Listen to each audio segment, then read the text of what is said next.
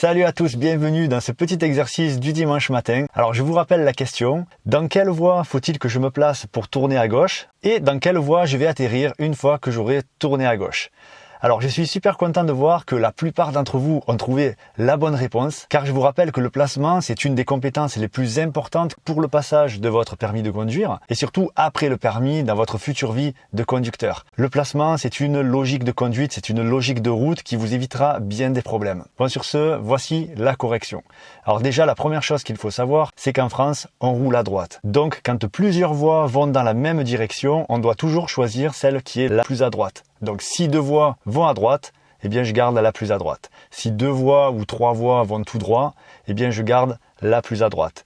Et donc pareil pour aller à gauche, s'il y a deux voies ou trois voies ou quatre voies ou je sais pas combien qui vont à gauche, eh bien on gardera la plus à droite. Oui, mais alors, elles servent à quoi les autres voies? Eh bien les autres voies, elles servent simplement à effectuer un dépassement ou bien à fluidifier la circulation quand il y a trop de monde dans une seule voie. Alors pourquoi ne pas se servir de celle qui est à côté? Voilà tout simplement. Alors la bonne réponse, c'était 3A.